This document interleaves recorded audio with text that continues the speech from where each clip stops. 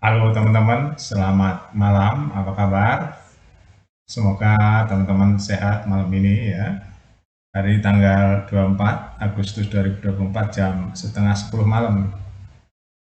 Teman-teman, saya mau mengupas masalah keadaan Indonesia lagi ya. Jadi para tukang nyinyir, para pembenci Jokowi hari ini bahagia ya. Jadi pembenci Jokowi dan eh, penyinyir handal bahagia hari ini. Ada banyak mahasiswa yang sakit hidungnya, sakit kepalanya, badannya karena berjibaku demo ya di gedung DPR, di daerah-daerah, bahkan ada yang ya pokoknya adu fisik ya sama petugas. Saya ngelihatnya ya nggak tega juga ya, nggak tega juga ya. Ini adalah uh, imbas dari keputusan MK ya. Ini imbas dari keputusan MK. MK lawan DPR atau legislatif. Jadi yudikatif lawan legislatif. Sebenarnya sudah ada ladangnya masing-masing ya. MK ada ladangnya, legislatif ada ladangnya. MK itu sebenarnya hanya menguji materi yang seharusnya bertentangan dengan UUD 45. Tapi sekarang masuk lebih dalam lagi ke mengenai syarat-syarat pilkada ya, ya itu urusan dia lah ya. Yang pasti legislatif juga memiliki hak untuk membuat undang-undang juga, ya, atau membuat rancangan undang-undang. Akhirnya dua lembaga negara ini diadu dengan penuh semangat, tapi semangatnya emosional. Yang jadi korban adalah anak-anak yang nggak ngerti apa-apa. Masa ada anak SMA pada demo, dia ngerti apa kan? Belum ngerti apa-apa itu anak SMA kan. Saya punya ponakan-ponakan SMA masih kecil-kecil, belum ngerti apa-apa. Walaupun badannya gede-gede ya, dia tetap aja belum ngerti. Tapi suruh demo, padahal masih di bawah umur. Diajak-ajak demo, siapa itu yang ngajak coba? Anak-anak segede itu kan belum tahu apa-apa, berpikirnya masih berpikir tentang main. Ya, belum ngerti politik ke depan gimana apa yang dilakukan, ya, belum tahu. Maju paling depan dia. Ya, akhirnya jadi korban. Orang tuanya sudah jemput anak-anaknya. Siapa yang bermain? Siapa yang bermain ini teman-teman? Siapa yang mengganggu keputusan MK ini? Ya, ini kan seolah-olah MK lawan DPR atau lawan legislatif.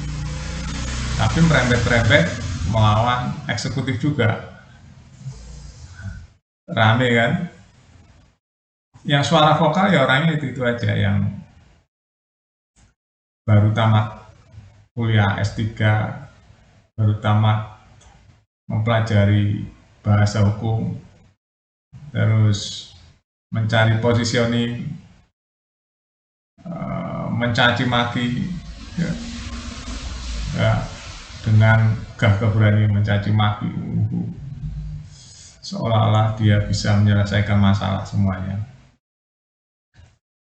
Akhirnya terjadilah demo. Itu adalah hal-hal yang tidak berdiri sendiri teman-teman. Ya, itu ada peran media sosial yang di-create sedemikian rupa, akhirnya demonya terlihat masif. Sekarang zaman media sosial ya, jadi media sosial itu seperti pisau bermata dua. Kalau menggunakannya bagus ya bagus, tapi menggunakannya salah fatal. Itulah media. Nah sekarang digunakannya untuk keributan seperti ini, demo seperti ini, media sosial. Akhirnya banyak yang luka, ya kan? Yang rugi siapa? Ya rugi masyarakat, rakyat sendiri. Provokatornya ya ketawa ke TV teman-teman, provokatornya. Ini kan karena ada provokator. Jadi orang itu harus sudah berkumpul teman-teman ya, ada psikologi sosial ya teman-teman.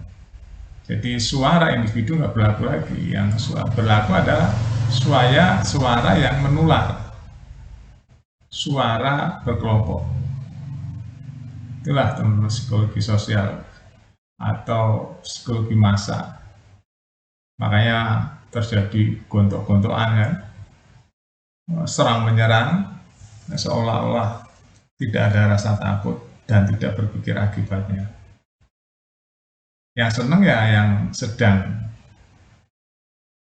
ini menikmati provokasinya, ya yang membuat provokasi ini senang, yang nunggangi keputusan MK ini senang, atau bahkan ada sumbernya sendiri ya, kita nggak tahu ya kenapa MK mengeluarkan keputusan seperti itu.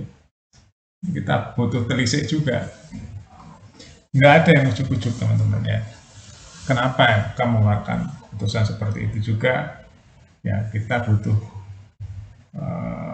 ditelisik juga ya, diteliti juga, sehingga menimbulkan kegaduhan seperti ini, keributan seperti ini menjelang pilkada. Ya ini tidak baik juga untuk persatuan dan kesatuan bangsa. Apakah MK itu orang-orang hebat isinya? Yang tahu ya nah dirinya dan Tuhan.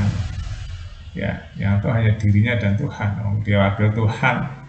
Ya, apakah dia sudah merasa wakil Tuhan atau wakil siapa? Ya, kita nggak tahu juga. Tapi yang namanya hakim itu kan katanya wakil Tuhan. Makanya banyak yang masuk neraka. Ya, karena mewakili Tuhan itu berat. Harus bersih hatinya, bersih tindakannya, bisa dipercaya. Nah, kalau itu semua nggak ada, nah makanya katanya ada 2 dari 3 hakim itu masuk neraka teman-teman.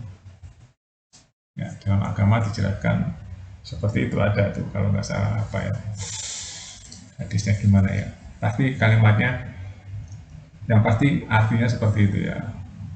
Kalau nggak hati-hati jadi hakim atau jadi jaksa ya, lawyer ya, penegak hukum lah ya, itu 2 dari 3 masuk neraka.